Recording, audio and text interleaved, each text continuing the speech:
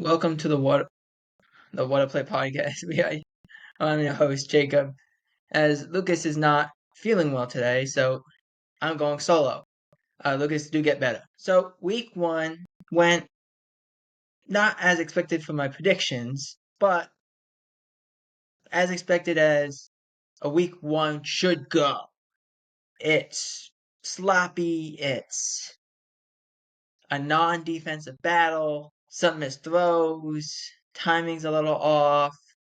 All of it. So let's begin with the recap. Now, last week we recapped Ravens and Chiefs, with the Chiefs winning 27-20. Lucas and I gave one good reason for the offense, one good reason for the defense. What did we like? What did we hate? It just so happened to be both offense in that situation. We're going to do the same thing here with the Patriots versus the Bengals. Now, I'm not the resident Patriots fan Lucas is. Let me tell you something. The Bengals start slow every year. They do. For whatever reason, under Zach Taylor, they start slow. Don't know why, they just do. But 10 points. I convinced myself that even without Ja'Marr Chase, this Bengals team would win. Now, Ja'Marr Chase did in fact play, but T. Higgins did not. Okay, T. Higgins had a hamstring issue, did not play. But that still feels like, okay, this Bengals team is better than the Patriots. And I gotta say this right now, I don't know about this Bengals team. And at least at this juncture. They only scored 10 points, and that was all in the second half.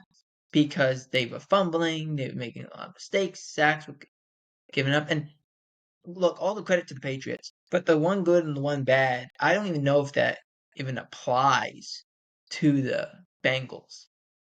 I guess the one good is the defense. They only gave up 16 points, but I think that's more in New England than the defense. And the offense they didn't look good. They looked putrid, and that's not good for this Bengals team. Now, for the Patriots, you won a game against a really good team. Maybe not good now, but good in the following couple weeks. They'll be good. That's a thing you want. You beat a good quarterback. You beat a team that's been in the playoffs for the last few years. That's what you want. That is perfect. Everyone wants that. You did it.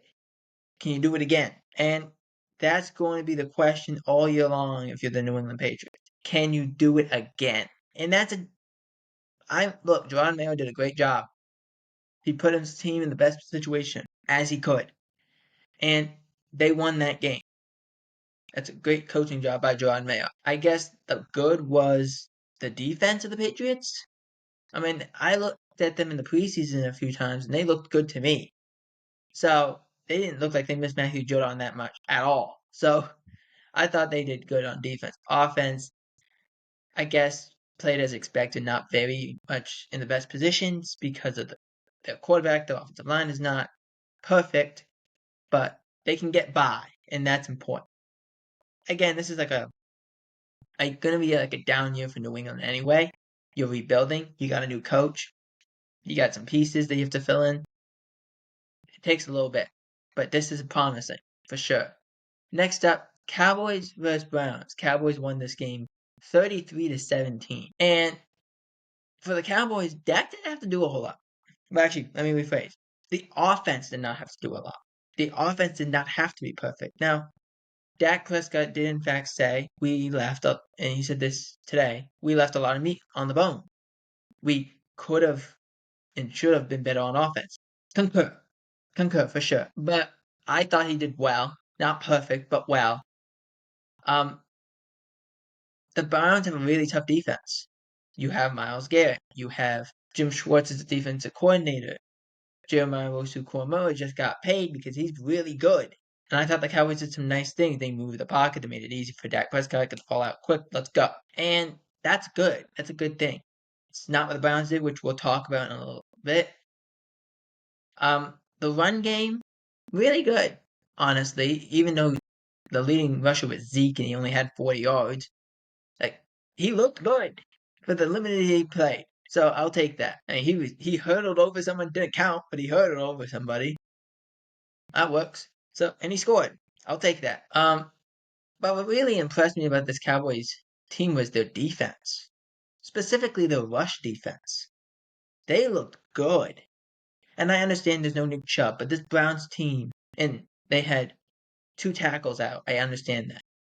But they looked good in the rush defense. I was really pleased with that. And you had a backup cornerback in there playing against Amari Cooper, Jerry Jeudy. That's not easy to do, and he did fairly well as well. Keelan Carson did. So I like that. I like how they play. I thought there's some things they could clean up, but for the most part, really, really good showing. For the Browns, yikes. That's the best way I can put it. It's yikes. That was bad. That was really bad. Because Deshaun Watson, I think, completed like 3 passes over 15 yards and like 5 passes over 10 yards. They didn't do anything. There was a nice throw, a really nice throw that he made to Amari Cooper late in the game on a double move, and Amari dropped it. That kind of tells you how this game was going. But Amari Cooper had 2 catches. Jerry Jeudy, I think, had 3 catches. They were not involved. Njoku got hurt in the game. Hopefully he's all right. We will talk about some injuries in a little bit. But it was not good for the Browns. Even the defense was not that good. They struggled. Deshaun Watson got sacked 6 times. That was the Cowboys. Trayvon Diggs said this, and I don't know if Trayvon Diggs actually was the first person to say it, but it might have been. So I'm going to give him the credit here. He said they legit ran like 3 plays. They didn't do anything because they knew Deshaun couldn't deal with pressure. So they just pressured him. 27 pressures and 6 sacks. I mean, they made everyone on that defense look good. Just to say. But I don't know if that's because the Browns' offense is starting slow. If Deshaun Watson's still just not a good quarterback. I know he's going through his legal issues still. Over what's happened, which we won't really get into. Everyone else does it. I don't need to pile on anything like that. But yeah, bad showing for the Browns on offense and on defense. Next up, Rams-Lions. Lions won this game 26-20. I've said this throughout my time. I feel like anytime these Lions and Rams play each other, it's going to be a classic. They're going to find a way to make this game interesting. The Rams had backup offensive linemen in the game because Avila got hurt. The backup tackle got hurt. They had to put in another tackle. And they made it work. They had a backup center, and they made that work. It was impressive. Matthew Stafford looks like Detroit Matthew Stafford, where everything around him is going to complete garbage, and he finds a way to make it look good. Puka Nacua got hurt. We will talk about that in a little bit. Cooper Kupp looked great. He made a great sideline catch. The run game is because of the offensive line, of course. But they made that work. And I thought that defense of the Rams was not going to be that good. They played really well, I thought. So this game goes 26-20 Lions. I said this on NFL World on Monday. I think it says it also on Thursday. Excuse me, on Thursday. I said it. I'm not shocking myself in saying it. This is what I believe. This is what I truly, truly believe. That they played well. The Rams did. And the Lions played well. But I said that when they got to overtime, I said whoever gets the ball, they're going to just go down the field and score because everyone's gassed. It's hard enough to play an NFL game. It's hard enough. It's really hard to play in a Week 1 game because no one does preseason as the starters anymore. No one does it. So you're not in shape. Everything is harder because you're sweating. It's like a struggle for the first game, maybe even the first 2 games. But you get to game 3, it should fill out. But doing an overtime game, Week 1, that is brutal. That is the worst kind of brutal that you can get. So I believe if the Rams would have gotten it first in overtime, that they would have had scored and game would have been over. The Lions got it first. They went down and scored. Game was over. That's what happened. The one good thing about the Lions, their run game looked really good. Like they didn't miss a beat on offense, but their run game was beautiful. On the final drive, David Montgomery was getting everything he wanted. So I like what they did on offense. Defense, specifically secondary, it's still a concern if you're on the Lions. Still a concern because you have to fix that. You have to fix it. That was the issue last year. Was their secondary was a problem. They brought in Sutton last year. They released him because of his off-field issues. But there's problems in the secondary. It needs to be addressed. I don't know what you do, but it needs to be addressed. And for the Rams, like I said, offense and defense looked good. The only negative was they looked tired. That was it. They looked good. They looked really good. They were exhausted at the end.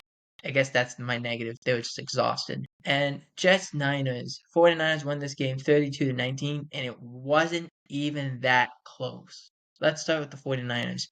No Christian McCaffrey. We'll talk about that. We all talked about what happened with Victor Percival, which get rid of Vicky Percival. Hopefully we see you on the field soon. The run game looked exquisite. The passing game didn't look like they missed a beat. Protection was phenomenal. Purdy had all day. And when he got pressure, he dealt with it. It was not a problem. I guess my one negative from the 49ers was they did struggle near the end of the game, mostly because they were tired. That was it. For the Jets, that was the most... I felt like that was the most anticlimactic showing from the Jets.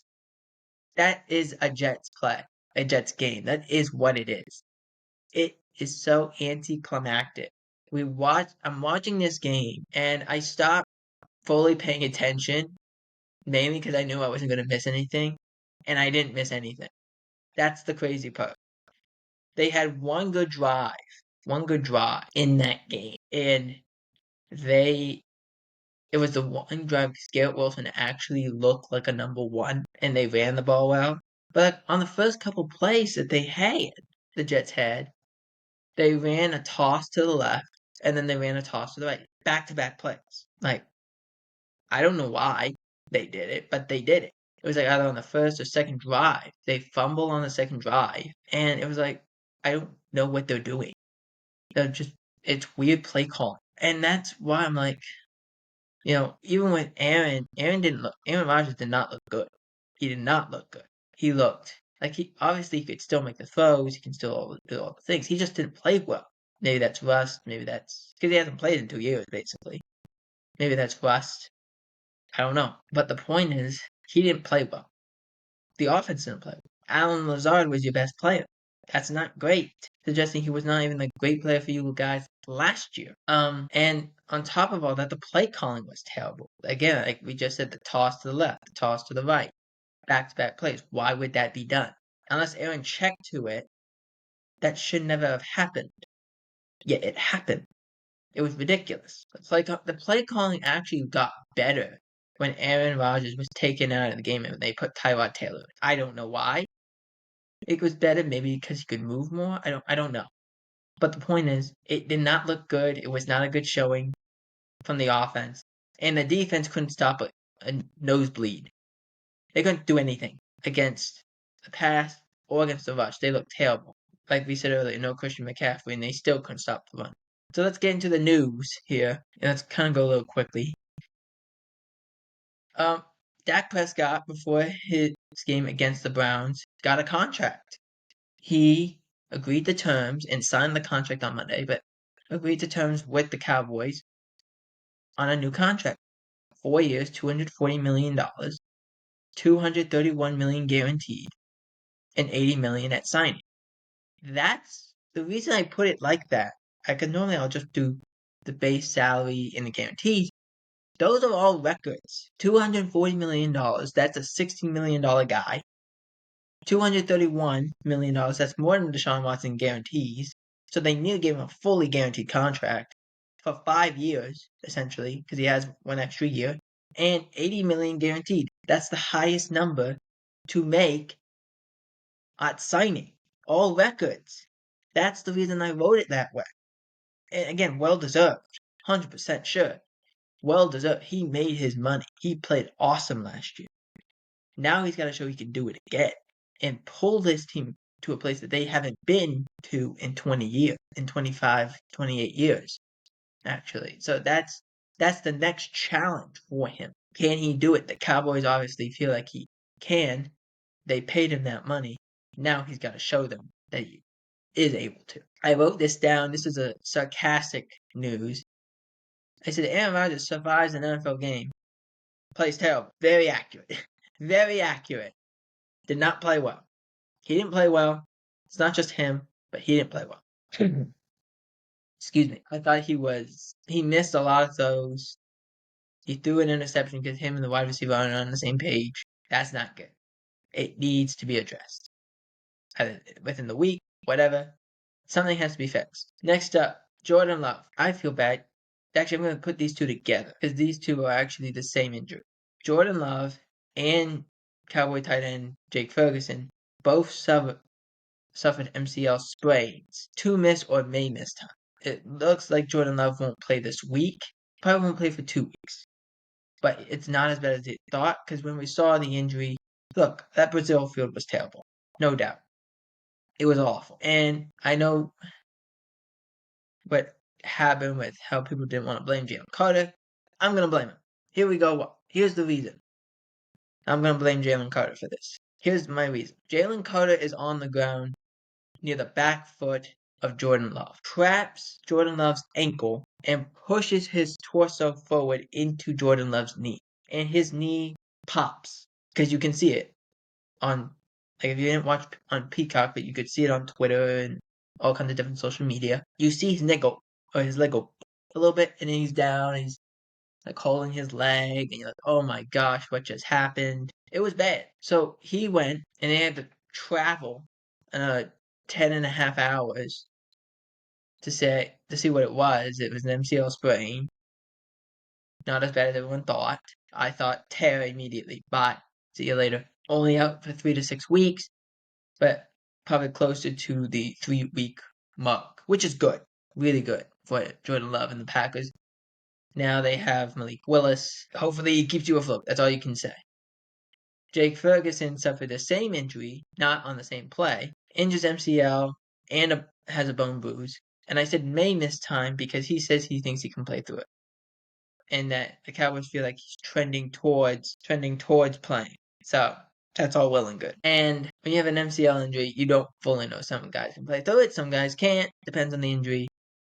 Both guys have said that it didn't grade out badly because there's grades too. So there's grade 1, grade 2, obviously a lot less than grades 3 and 4. Both guys feel like they have a grade 1. Next up, David Njoku, as we talked about earlier, injured his ankle. He's going to miss some time. It was just one of those plays. You can't avoid it. You just get put in a bad spot. He took a big hit, and he ended up being in between two guys in there, and it's that you can't expect that to not happen. It just does sometimes. Panthers had a terrible week. It gets compounded with the fact that Derek Brown, one of the best defensive linemen, actually probably the best defensive lineman they have, suffered a potential season-ending injury. The reason I worded it that way is because we don't fully know what the injury is. But potentially season-ending just makes it go from extremely bad to far worse. And that's where we are with the Panthers. To the point, I put this line under here. I'm taking this from the Rich Eisen show. So he really started with this with the Giants. But I'm including the Panthers in this. Can we just give them a hug? Please, can we just give them a hug? Can we just go and hug them? Tell them it's okay when we know it's completely not okay? Let me give you the reason. The Panthers were the worst team in the NFL last year. They didn't get the first overall pick because they traded that away the year before. And the Bears got it. And they drafted their star quarterback and their star wide receiver later because they were not great last year. But they got their star quarterback and their star receiver. And they won a game even though it was brutal. And the offense didn't do much. The defense was the one that, in the special teams, were the ones that did anything.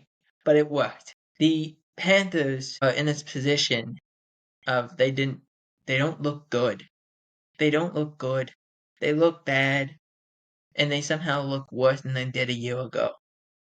And I don't know how that happened. They didn't look like they could play with the Saints at all. And then Bryce Young looks like he has never played football in his life. The Panthers look like they're a JV team. Well, actually, I'll go worse. They were worse. They're like a Pop Warner team over there. They're just really tall. That's it. It's really sad to watch them play. The best way I can put it for the Panthers is only 17 more weeks, I guess, 16 more games, and then get ready for next year. I don't know. I don't know how else to put it. It's one of those things, man. You just gotta suffer through it, and it's brutal. It is. I mean, I said they might win 4 games. I don't know if they'll win a game. That's how bad they play. Moving on to the Giants part of this. I don't want to say I told you so, but I told you so.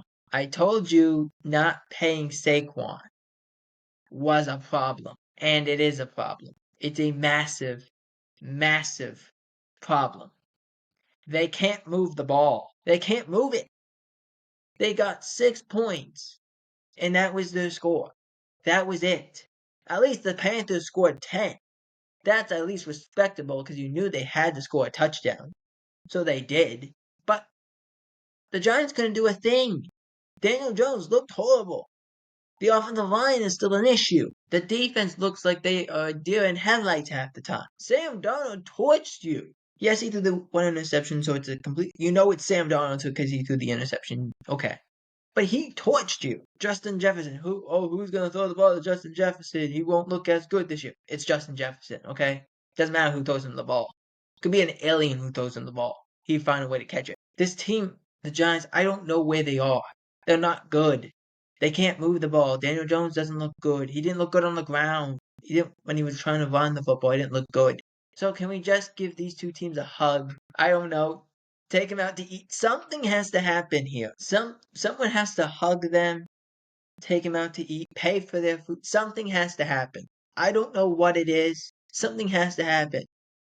There's an old saying in the NFL.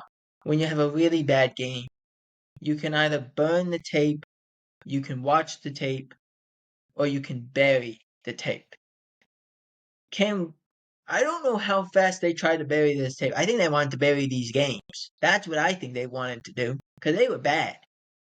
And the saddest part is at one point in the year, I believe in London, the Giants played the Panthers. That's going to be a horrible game. They can't move the ball. At least the Panthers can move the ball a little bit.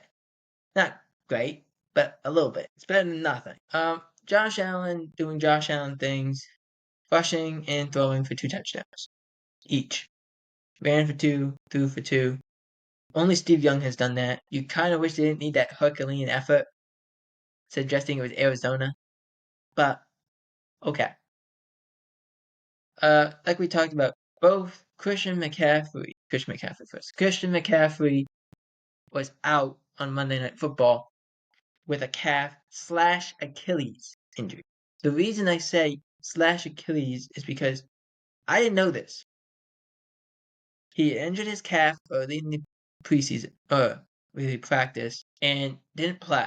But then it said he will be fine, which is precautionary. He took himself out later in the week before Monday Night Football for precautionary reasons. Okay, fine. And then I look, he's out, calf injury. Okay, fine. Thought I gave the Jets a chance. I actually picked the Jets. I sat down, and I was looking at the ticker because the game was getting away from the Jets. I was looking at the ticker on the bottom. It said Christian McCaffrey out, calf/Achilles. News to me about the Achilles part. I thought we were close. I guess not. But when I looked at the report that came out, I don't know if it was Tuesday or Wednesday. It must have been Tuesday. It said, and then I saw it again on Thursday. It said Achilles tendonitis is what it was called. And I asked myself this question on the NFL World YouTube channel, which you can go find on YouTube. And I said to myself, if they put Christian McCaffrey out there and he injures his Achilles because it had tendonitis in it. Like, you cannot afford for that to happen because that's not going to happen. That 49ers rushing game is not going to happen constantly without Christian McCaffrey. He does so much. So you obviously need him. And Christian said he could go. In fact, it's in question if he goes on Sunday. So that's another thing we have to keep an eye on. Me personally, don't play him. Don't play him because he's too important. Wait till he gets fully healthy. Because then at least you did everything you could do. If it doesn't work and you throw him out there and he gets hurt, I know you can't play scared, but if he gets hurt, that's a problem. And now he's out for the year, and we gotta really be concerned about this running back room. Puka Nacua missed. I didn't miss. He was playing, got hurt in the game against the Lions, re-aggravated his knee issue, tried to come back in the game later, walked outside of, I think it was from the walk up from the tunnel on his side of the end zone to get like at the 1 or 2 yard line. It ended up going down because his knee was bothering him so much. They ended up having to bring the cart out. He went on the cart by himself. He didn't need assistance. He's been put on IR to miss 4 games. I want to grab this because this news broke today. Hollywood Brown also was placed on IR today. He's gonna miss 4 games. He's gonna have shoulder surgery, and this was the injury he suffered, the dislocation. That basically the amount of force that it took for that part to get dislocated would have been a car crash. So he's having surgery, placed on IR, missed 4 games. He is expected to only be back after week 5. Okay, and finally, we bring this up before we get to the predictions. Tua suffers another concussion. Can somebody, I don't know, can someone get to him and tell him to understand this? Slide. Learn to slide. He didn't need to hit anybody. He could slide. Here's why. It's a 3rd down. Actually, no, it's 4th down. 4th down. And 4, I think. And he got the 1st down. All he needs to do is slide. Just slide. And he decides to try and truck a defender, which ended up being Damar Hamlin. Okay? He hits Hamlin's right arm and knocks himself out. Someone get to him and tell him slide, because he didn't need to do that. Here's why he didn't need to do that. He had already picked up the 1st down. So what is the difference of getting the ball to the 8-yard line if you were at the 10 and you had the 1st down anyway? There's no difference. You just got hurt because you wanted to be aggressive and get the extra 2 yards. It's not worth it. Someone tell him slide. Teach him how to slide. Bring in a baseball guy. Do something. I don't care what you do. Put him in front of a TV.